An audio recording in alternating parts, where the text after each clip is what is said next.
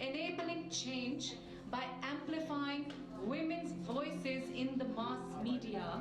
How to make it happen.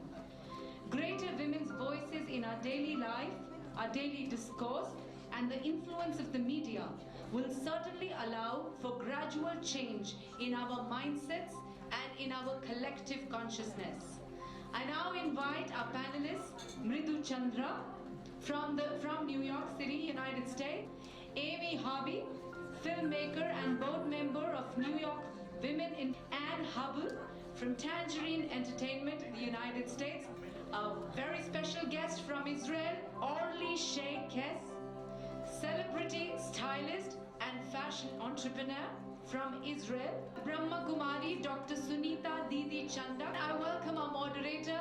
Thank you so much, Shubhranshu Roy, the editor-in-chief of the Financial Chronicle. Welcome, Shubhranshu, and thank you for coming here and supporting our cause. Thank you. You'll excuse me, I was not really prepared for this session. I'm standing in because the person who was supposed to moderate this session perhaps developed cold feet, moderating with so many eminent ladies over here. We have decided to bring about a change in the way we conduct this session from the previous two sessions. And I hope everyone is in agreement of that. The session over here is enabling change by amplifying women's voices in mass media, how to make it happen. So what we have decided is we'll make it happen right now by amplifying women's voices in mass media right in front of you. I'll ask the ladies to introduce themselves to you rather than me doing the honors. And shall we start with Mridu Chandra? Hi, my name is Mridu Chandra. I'm the New York City chapter chair for ALL, and thank you for having me here. I am an independent documentary filmmaker. I'm based in New York. I wanted to stress the word independent and talk a little bit about what that means to me. For me, independent means that I'm part of an international group of filmmakers who create our own projects independently of the mainstream film and television schedule that you find on your television and cable providers. We choose subjects that have significance to us personally, and we tell stories that we feel will inspire a change of mindset about an issue, or that will provoke action to change laws or behavior, or that will simply tell a deeply moving story about an artist or person that has achieved great things in their field. So you might ask, what kinds of stories inspire me? My first film, I produced a documentary about an American civil rights activist who firmly believed in Gandhian nonviolence and was working on nonviolence, and in the 30s when Gandhi was doing his actions here in India. He later served as an advisor to Martin Luther King. He was very little known in American history until our documentary, which aired on television in 2003, and which has been screened around the world at film festivals and at the United Nations. In 2013, President Obama honored this man posthumously with the Presidential Medal of Freedom, which is one of the highest honors available to civilians in America. And he credited our film with introducing him to the life of Bayard Rustin, which is actually the title of our film. Other films I've produced cover topics of how war affects the lives of women in 5 countries around the world, how prostitution is enforced in the US unequally, blaming the women and not the men who solicit them. And most recently, I produced a documentary about 4 women who were physically harassed on the street by a man, and how these women were sent to prison for fighting him after he attacked them. Our film has changed their lives and has validated their choices on that fateful night, and it has ultimately raised questions about our right as women to defend ourselves against violence. We hope it will also change the laws that unfairly put these women in prison. So that sounds pretty good, right? I'm independent and I do what I want creatively, and you might ask me how I'm able to do this and who watches these films.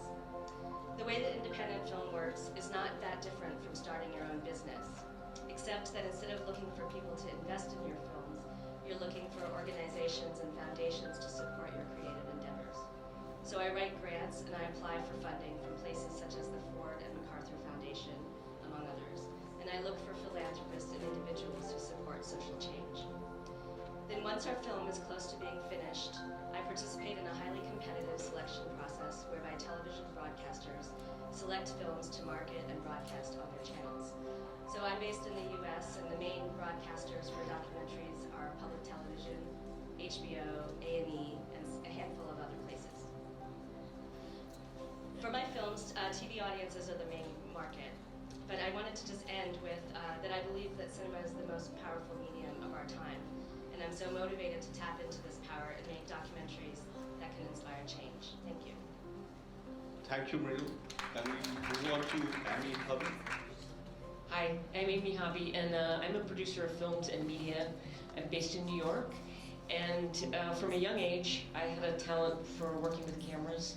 And when I was 13 years old, a documentary was made about me as a young photographer, as part of a series of children artists around the world. And on the crew was a woman who was recording sound and filming, and as a young girl, seeing this woman was a fantastic role model, and inspired me a lifelong love of making films. And that filmmaker was an Indian woman called Deepa Mehta, who later became a great storyteller in her own right. So I'm happy to be back here in India, inspired by other storytellers as well. And as a producer, my role, what I do is I put together teams of artists with a care for the whole in the project, and collaboration is key in our business and for our projects. And in 2013, Ann Hubble and I founded a company called Tangerine Entertainment to produce films directed only by women. So we only work with women film directors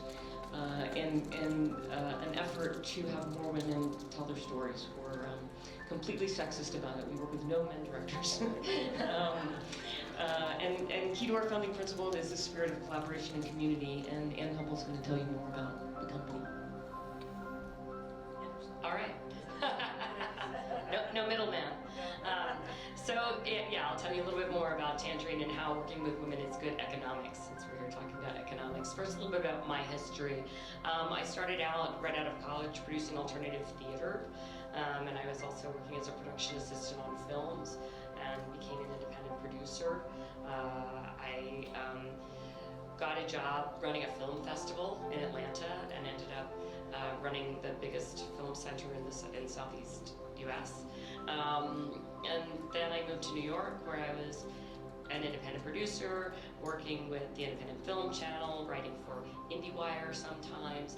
And then I took a job at Kodak, where I became a sales executive, working with studio and independent films, with everybody from budgets of $100,000 to $300 million. And I would work with studio executives as well as independent producers, negotiating and helping them to make their films. But I was producing throughout all of that, and I knew that trying to find a job and keeping a life as an independent producer is very difficult. So I wanted to start a company that had some stability and a brand, and Amy and I had been friends for a very long time, and so we decided to start Tangerine. And Tangerine is really a production company and community builder. We work with women directors only. We wanted to do something that we felt like was giving back. If we were going to work that hard, that we could give back to the community, that we felt good about doing something. We decided working with women behind the scenes would impact the industry, and by changing the people who are telling the stories will change the stories that are being told. And so there are a lot of companies, or some companies, that are working with social issue work, and we have some of that as well, but mainly our focus is just to have a woman behind the camera. Last year, only 7% of films released in the United States were directed by women, which is a horrible statistic. But we chose to focus on another statistic, which is that films that have budget parity, whether they're directed by men or women, do the same at the box office. So we know that if we're given the opportunity, we can show an economic impact, which is what Hollywood and Bollywood listens to. I don't know the numbers here in India. Anyway, so the company's multifaceted. We're going out for a raise with a venture capital firm right now. We also have an outreach program called the Tangerine Juice Fund. It's a crowdsourced donation-based tax-deductible fund where the community gives back to the community. So independent filmmakers, foundations, individuals can give to this fund, and we make grants to first or second-time female directors. Let me move on to my left and start with Dr. Sunita Didi and then with Orlisha.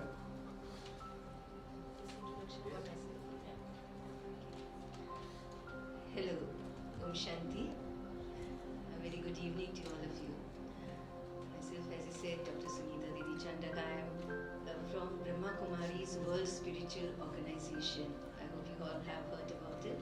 Yes, and it's of course an organization, Brahma Kumaris. So from the word itself, that is it an organization only for women? No, it's not an organization only for women. It's for everybody, open for everybody. Yes, it's administered by the women, that is the power of femininity. Am I audible there? Yeah? No? It's on. You just have to speak up more. Yeah? Okay, fine. Yeah, sure. Is it okay now? Yes? Yeah. Okay, fine. So, Brahma Kumari's World Spiritual University, I'm since more than 30 years I'm into it, and I've done my PhD in Spiritual Intelligence in Management, a comparative study of leaders in India and in USA.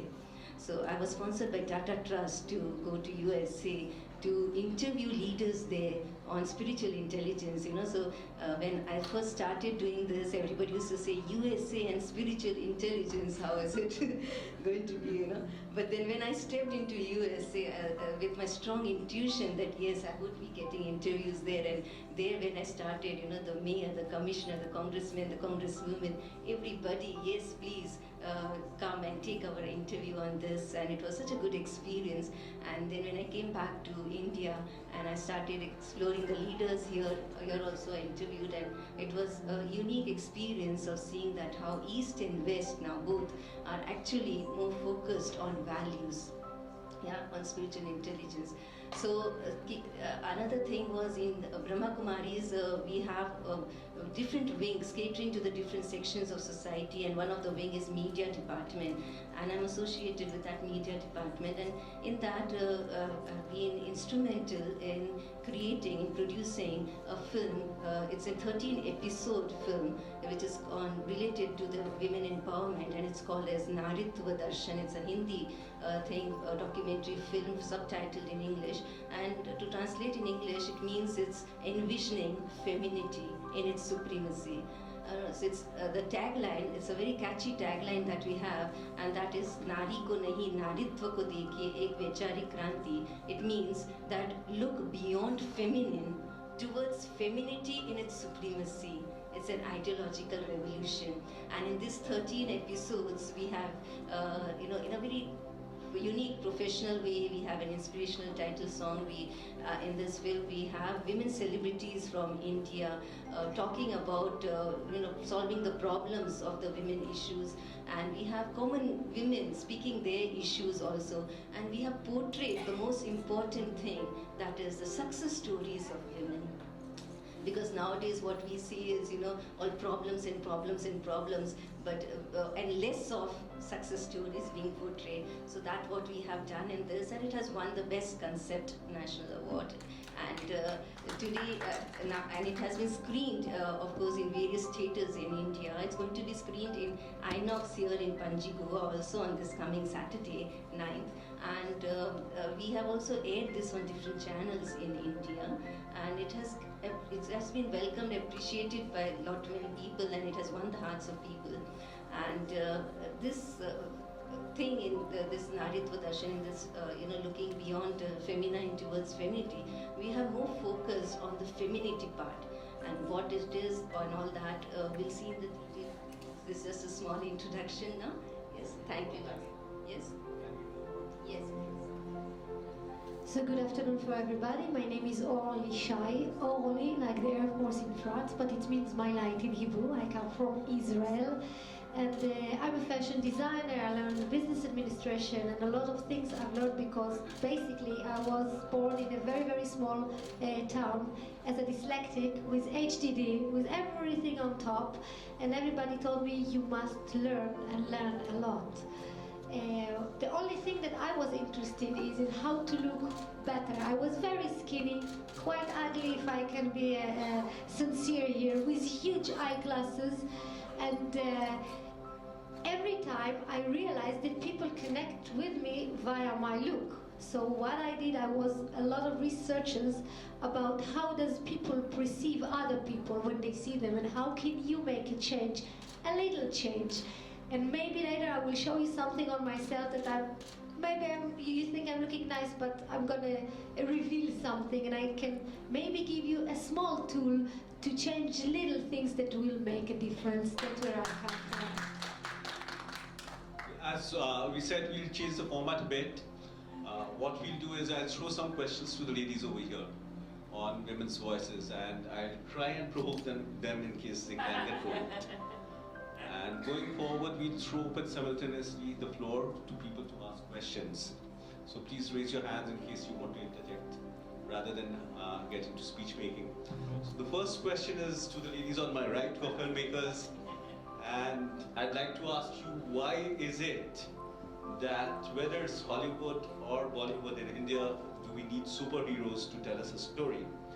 And going forward on that, why is it that we only have one Angelina Jolie to stand on her own and make a movie out of her?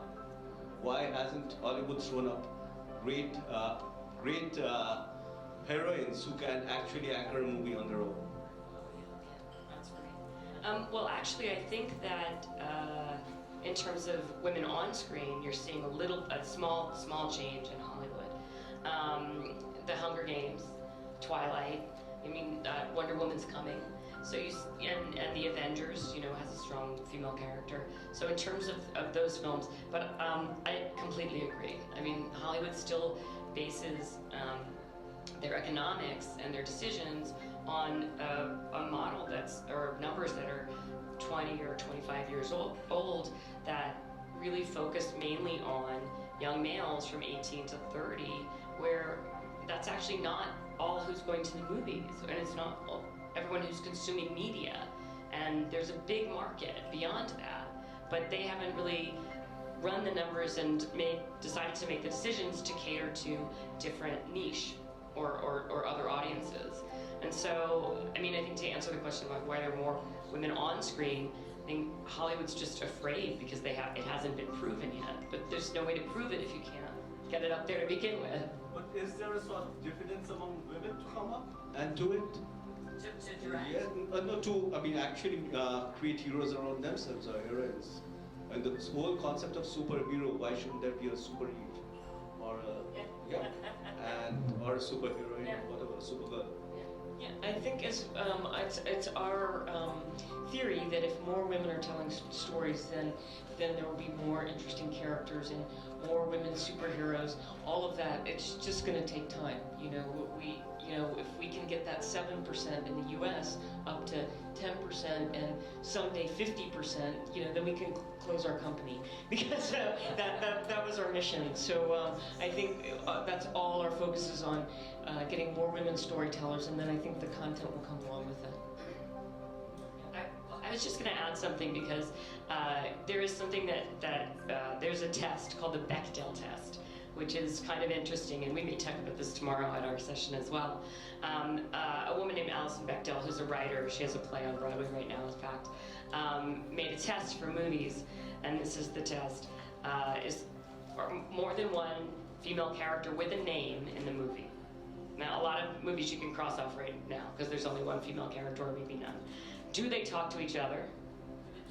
Do the two women talk to each other? And do they talk to each other about something other than a man? And you will find that most movies do not pass that test. Now, moving on to my right, we'd like to come to Sunita Didi and tell us, what is the situation with Bollywood? Again, it's a male-dominated industry. You perhaps need one Priyanka Chopra to do a movie called Mary Kom to make a statement on her own. Why is it so? Well, of course, the whole society today, the whole world today is a male-dominated society, isn't it? Not only media, right? Here also we are having a male anchoring it. Yes, that's why I gave the opportunity to you. Yeah. the challenge is, when we identify with the gender, the problem arises. The more thing, that's why the film that we have created is more on femininity, not necessary to identify itself as a gender like a woman or a man, but it should be more focused on femininity. Yeah, the energy, the innate energy. Yeah, it should be that. Thank you.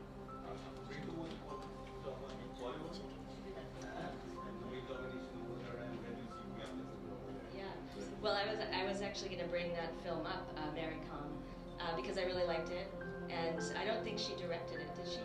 As an actress, she's she's an icon. She's a model. Her whole thing is she's hot. She's a musician, all that stuff. But then here she is playing this very serious role as a boxer and very natural. And I think the director just won an award. I read it in the paper yesterday for that film, so National Film Award. So I think we're starting to. And there was another movie recently I really liked, Queen, about this young woman who was going to be married, and then he stands her up on the day of her wedding, but then she goes on her honeymoon anyways. And I find that if these stories are able to be successful financially, then people the male structure of Bollywood will take a risk. And it's the same as Hollywood, because they ultimately just want to make money. They don't just want to dominate. Women don't make enough money. It's not that they don't make enough money. I think Amy and Ann were talking about that. If you're given a bigger budget, you can make a good film.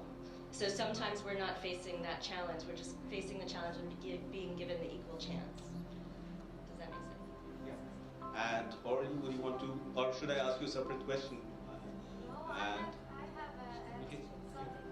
yes, so when we talk about body language, we'll come back to Angelina Jolie and say, why does she have to remove her breasts to make a statement in a world? I want to say two things about Angelina Jolie. First of all, I want people to know something.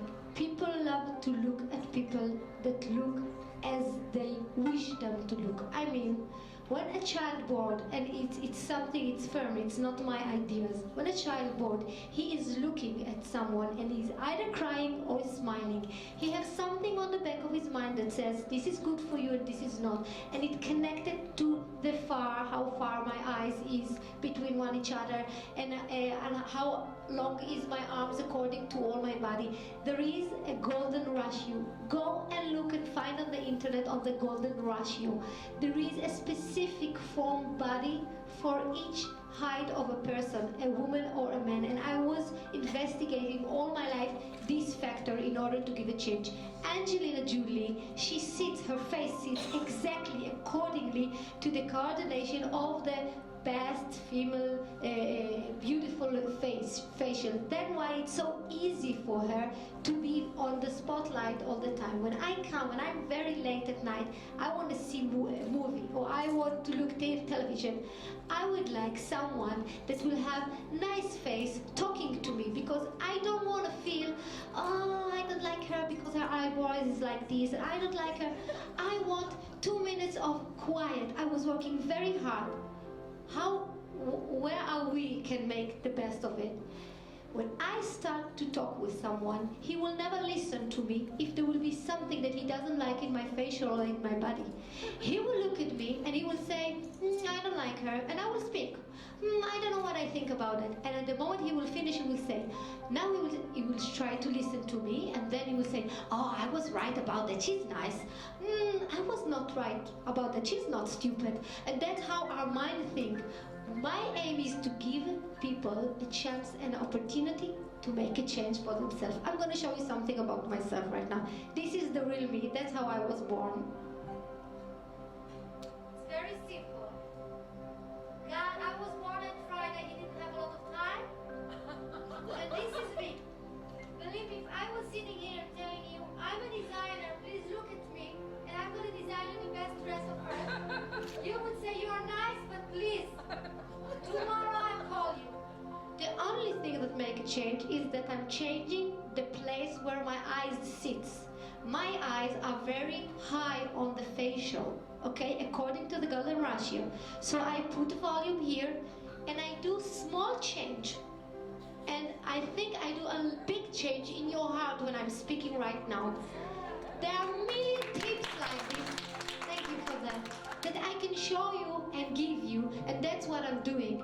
And of course, I'm a woman, but I have an startup. That these startups gives people, not only women, the opportunity to see the little change that they can make in order to look not fabulous, but I can talk with her, she's nice. That's all we need to start, because the change does not begin inside of you. The change begins outside. I had a dream since I was 6 years old. It started to become a reality when I did something outside. It comes to begin a reality when I change my look and people say, oh, she's a designer. Before I was a very, very skinny, stupid, and whatever.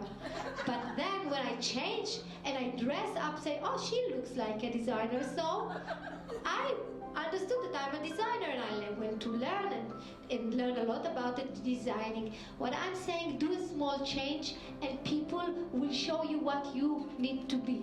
And it will be very easy for you to achieve your goals. I know it's superficial, it's stupid to be pretty, I know that, but it works. So why change it? So actually, what does Sunita Didi have to say about it, that your change is on the body, not on the spin?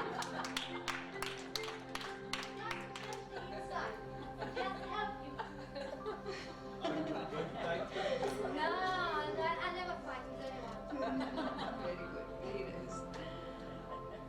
So, there are, I would like to say, what I have learned here in Brahma Kumari is that there are 4 types of voices. When we're talking about women's voice, right here. So there are 4 types of voices. One voice which says, let me be who I am. The core inside me, which is very caring, very peaceful, eternal being, which is very positive. And another voice, that's an eternal voice, that's my original form. But another voice here that says that, okay, whatever you say, I am.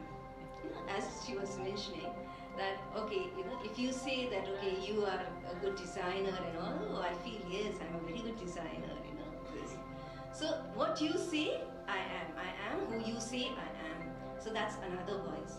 And then there's another third voice which says that, no, I don't want to be who you say I am. I want to seek who I am. Right? Yeah. So that's what you were talking about again here. That, no, I don't want to be what you say I am, but I want to be who I am. So it's rebelling. It's rebelling the what you say, the traditional voice that was that, okay, what you say I am, that is the traditional voice. And this is a modern voice now that doesn't want to be the traditional voice. It wants to be someone who is inside, who is I am. To seek that peace and love. But yet, this voice is still attached to the system and to the prevailing system. It's still conditioned to the prevailing system. And once if we are conditioned to that prevailing system, we can't be free. What we want to be free and powerful, So the fourth voice is that the voice of power, which says that yes, I can access the power from within to be who I am. Because the modern voice is what it is doing is it is rebelling. It is it's retaliating the traditional voice. Yes, but it's still attached to the system. And the voice of power, it says that I can access the power from within me. I'm not dependent on external. It has to come from within me. It has to be tuned and connected within. Because if I see that everything is injustice around the world, and there is, all the world, and my whole attention is on the injustice of the world, it's on the external, then I'm feeding that world, those problems, with the little power that I have left inside with me. So actually I'm empowering myself. So if I want the women's voice to be empowered, if I want that there should be a change in the society, if I want that the change should be for the better in the society for everybody, then it's the time that we focus not on the external, the way we are perceiving now everything, as we feel and we focus, as we see, as we hear. But it should be something where it's from the within, our authentic calling from within, and we focus on that, and we trust that intuitive power which is honed by the spiritual power. Then of course we can bring about the transformation, and that's the transformative voice. up till now what we are doing is reforming. So there are 4 types of voices, as I said. One is who I am. The other was, I said, about the traditional voice, which is confirming that how the society, the rules are. Okay, let me conform to the rules of the society. And why? Because that will make me feel secured. You know, that gives me a sense of security. That yes, I'm appreciated by the people. Yes, I'm loved by the people. Yes, I'm accepted by the people. So that gives me a sense of security. And for that, you know, we are ready to do anything what the society wants. So it's like we become a dutiful mother, or we become a dutiful wife, and we become a well-behaved daughter, just because we are confirming. But then this third voice was modern voice, that what she was talking about, or she's guess that yes, that it's, you know, it's anti-identity. It's not the identity what the people are seeking for, but it's my own identity that I want to portray. But then again in that, I'm not able to free, I'm not able to find that security which I want on a permanent sense, because as she mentioned, that I know that this is something which is not, but it still works, you know. So that's not that satisfaction inside, but yet it still works, because it's like people are still agreeing to that, so I'm doing it, you know. So it's still not to that, what you say, the eternal thing that we have to achieve, the eternal voice that we want to achieve. We've not done that, and for that it's required the voice of the power, the Shakti, which is connected to our self within us, that energy source within us. And when we do that, we become free, we become powerful, and through the power that we have within, we then can solve the problems outside. Because in physics it is said that any problem that is created, you cannot solve from the same level at the level at which it has been created. It has to be some other level, going beyond the box, and that is where the power of Shakti, the power of voice comes. Thank you. It's very interesting. I just want to say, I don't want to defend anything. I just want to say something. Hardly, I want to defend you, and I wanted to just say what I understood of what you were saying, and you are not talking at the level of vanity at all. You're talking at the level of individual creativity. Presenting something, it's like you lay the dining table for, you know, your guests coming home for dinner. You don't dump the cutlery there. You lay it in a beautiful aesthetic way so that people who are eating the food and partaking the food feel a consciousness and a care coming from the host towards them, and that's part of the whole experience of engaging with your guest in a spirit of hospitality. So what you're saying is, carry yourself consciously, carry yourself creatively, so that the person who you're engaging with has an aesthetic experience engaging with you. That is what I understood. Beauty, or it's something that it's on the people see beauty in different ways, first of all. But I do not have a quarrel with the world, okay? I just know, I'm not talking about you, I just know, bottom line, people like to see women that look good and men that look good. It's something that we cannot get into fight there. I want to use it as a tool that people will listen to what I say, only to make it shorter, to shorten the way I am saying what I want to say. I am myself, and I really evolve in time. How many people, basically women, we know that until they are 40 years old and they don't know how to do what they want to be when they will be old. They are old. They need to do what they need to do right now. But when you do a small change in the outside and people say, oh, you look lovely today, it helps them to say, now I can say what I want. Nobody will shut me down. And that's what I'm talking about. A small change that will give me courage to go on and do what I want to do. Yes, sure. I do appreciate what she says. I do appreciate what she says, that yes, people do appreciate that also there's change in the outside. But that change in the outside has come from one thought which was there inside.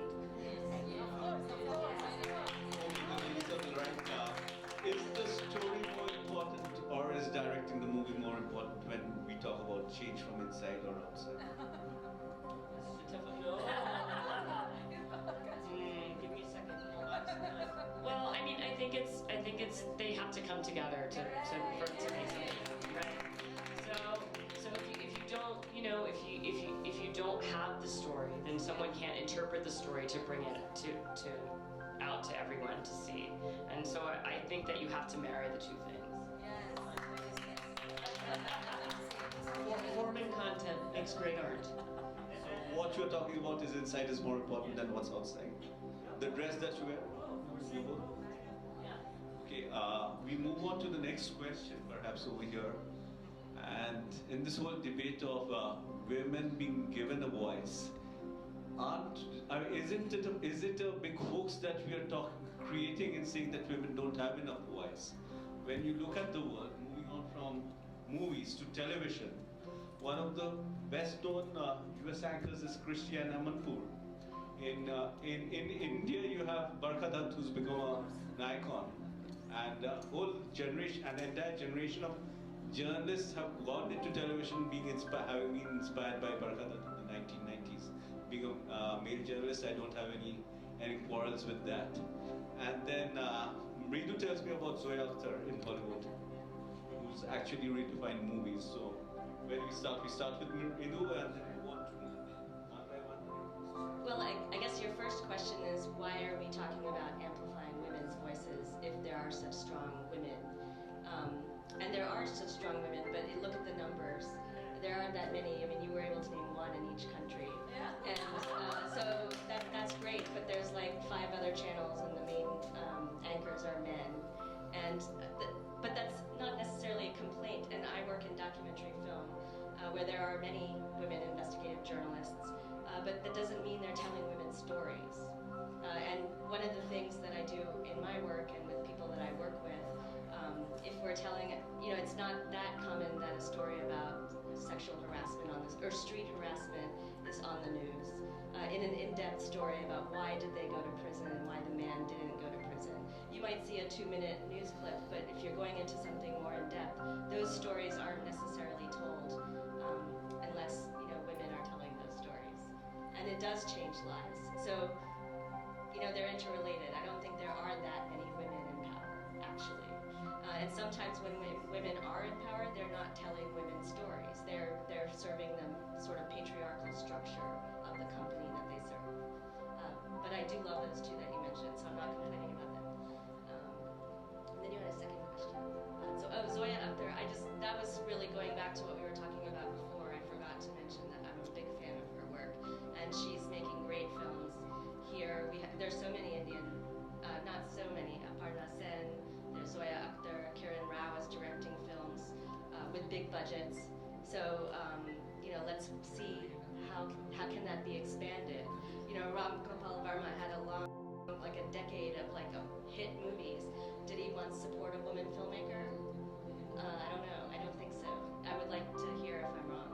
But, that needs to change. And then the stories will change. It may not be about the underworld, about the drug underworld and the mafia in Bombay. I'm not saying that I don't like to see those movies, but I also want to see, I have a lot of time. I love to see movies. I want to see more stories, broader stories, different stories. I think that's why Mary Come has done so well, because people are relieved to find something different. A moving story about a woman boxer who made India proud. Can I? Yes. Yeah, just wanted to add to what you were talking about Zoya Akhtar. She was there on a panel and she was talking about, and Karan Johar was there as well. She was saying to Karan, when I'm behind the camera, I do not shoot the angles of a woman's body the way you do. And I will never do it with a woman walking, on the seashore and taking the angles all the way in a titillating way on her. And I can't do that. As a woman, it just doesn't come to me to do that. So I think when we amplify women's voices in the mass media, I believe and I hope that there will be a gradual de-objectification and desexualization of the woman's image on the screen. Somebody like Vidya Balan, who we do have as a guest coming up on the 10th session, has done. She went in Ishkia with a no makeup look. She came in Dirty Picture with about, it had other things, but 12 kgs overweight. So you do see a little shift, there is a possibility, even if 5% movies start, but if we can have the female regard then possibly, I hope, because we do have a big problem with seeing women as sexual objects on the screen, and it has a tremendously nefarious impact on young minds, because Bollywood or Indian movies in India are shaping mindsets across the board, from the cities to the villages. And so, you know, for us, it would be a boon to have at least some more filmmakers come in over there. Well, I was just going to say, I think that your point is well taken, and it's not just about shaping the way women feel about our bodies, it's also the way that men regard women and that people interact, or what expectations can be. I do think that there are certain ways to shoot things that tell a story, and so different angles are necessary sometimes. And I think that that's an individual choice for directors. And the whole, you know, our whole idea is to, you know, let women tell all kinds of stories. And I think, you know, we see it in the independent film world a little bit for first films. A lot of times in the narrative film world, people can get together the money to make a first project and take it to the festivals, and it does fairly well. What happens is, getting the second film off the ground is even harder, because if you haven't had a huge box office success, if you've had a base hit, then you either move on to Hollywood, if you're a dude, if you're, you know, a white dude, that's how it is. You can move up the ranks that way. It's much harder for a woman or a person of color in Hollywood to do that. I mean, face it, we used to think of directors as, you know, with the riding crops and the megaphones, and now we think of them as, you know, wearing a baseball hat and, you know, and jeans, but they're still white men. And so we need to shift those images too of the people that are behind the scenes, because I think that when you see something and you perceive it to be regular, then it doesn't become a strange thing anymore. I think Amy was going to bring up something about the Gina Davis Institute. I was going to say, so we've started posting pictures on our Facebook of film directors, which are just women, you know, just to say this is what a film director is. You know, it's not a white dude. It's just like a film director.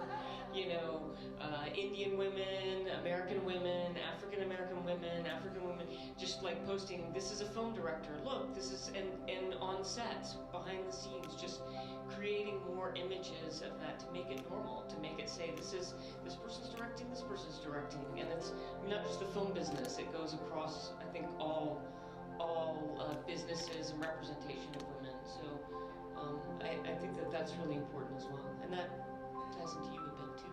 I would like to say something about there is some leading lady in the film, the actress, that they taking the pictures and then they do Photoshop.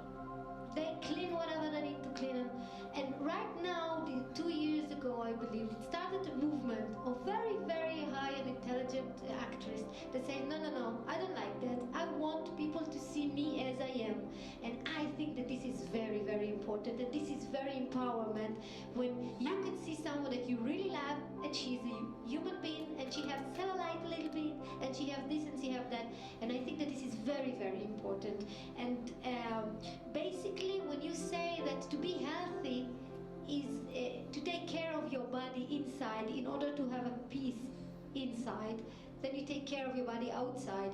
But still, the role model of very important women to be very, very pretty, I'm not there.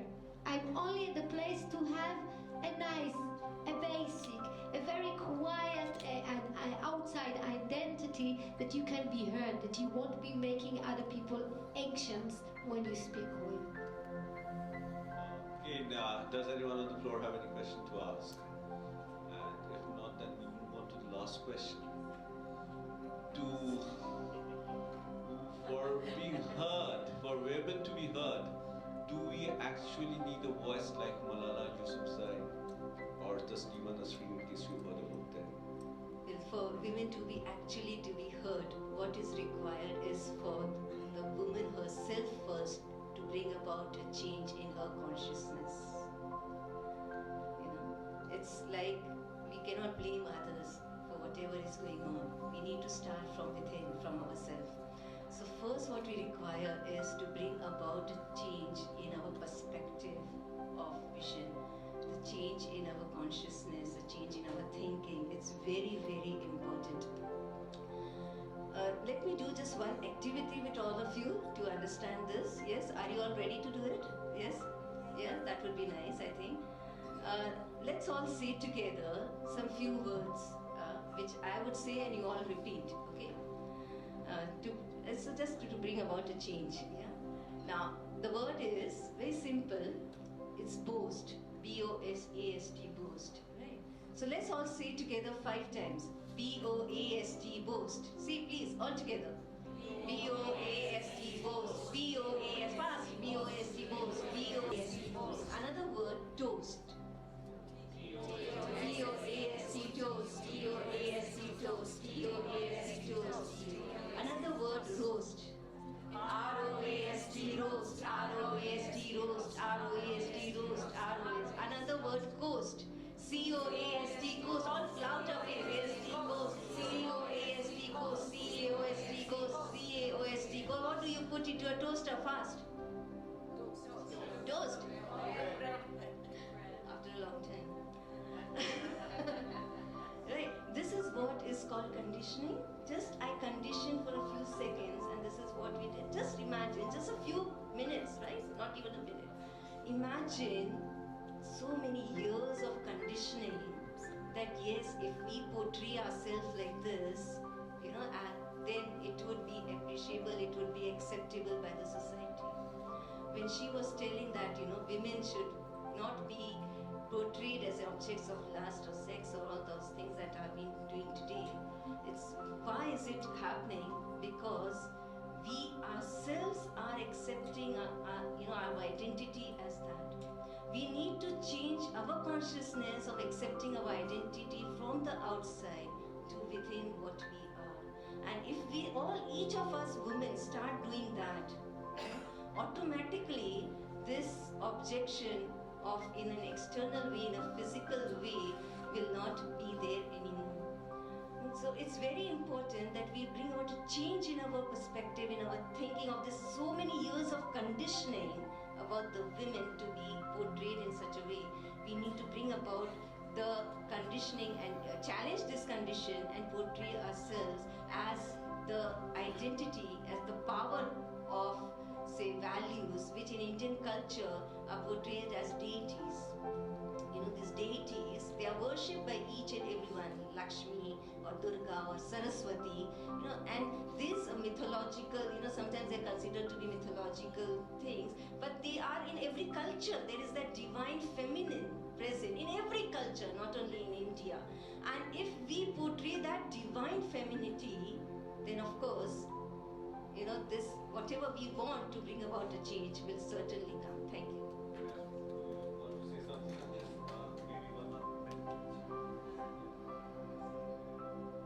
I actually just wanted to talk about Malala for a moment because I think your question was, do we need heroes almost? Like, do we need her to speak?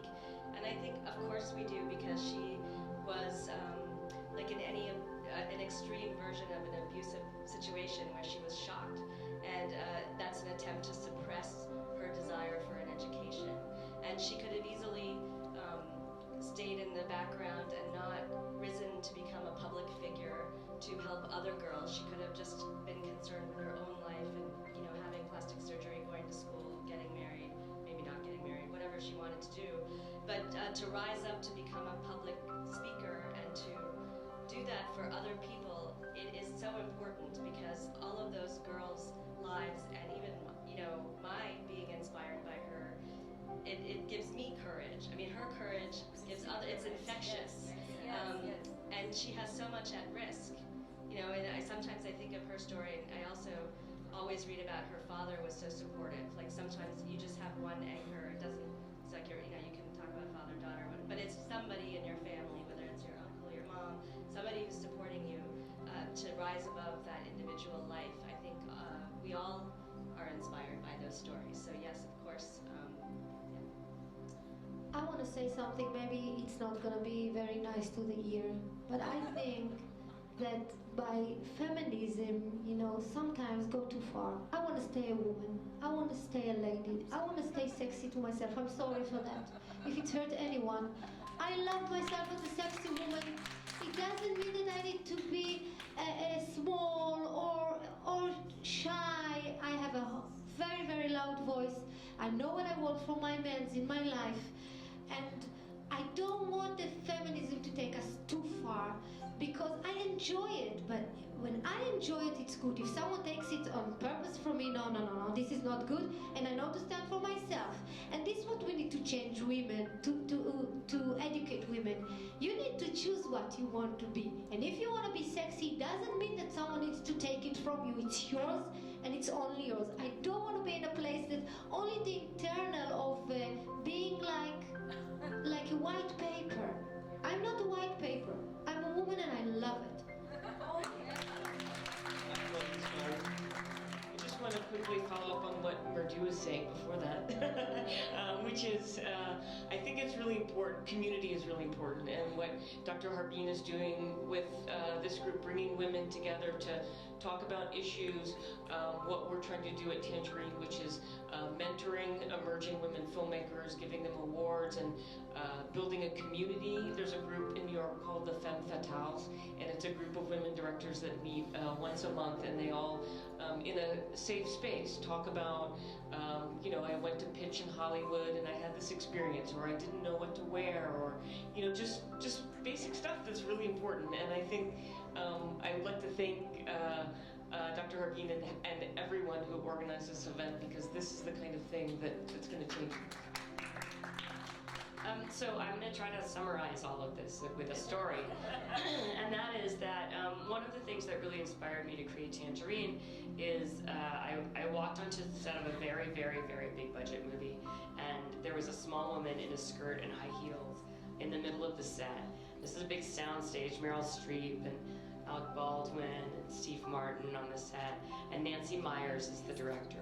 And I have been to hundreds and hundreds of film sets. I was in my job at Kodak selling them film. They had spent a lot of money, and Nancy Myers makes a lot of money on movies.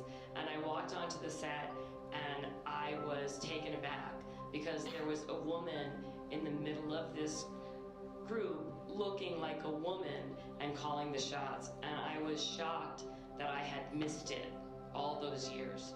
That all the sets that I'd been on, I'd never seen a woman on a set that big, and it had never occurred to me that I hadn't seen that woman, because I had been conditioned to not think about it.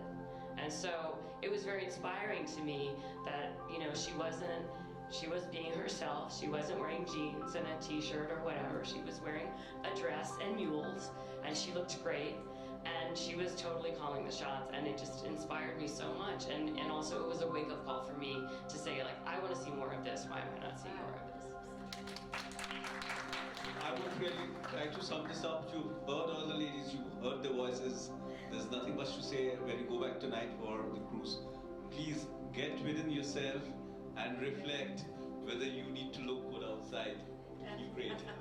See you. Good night.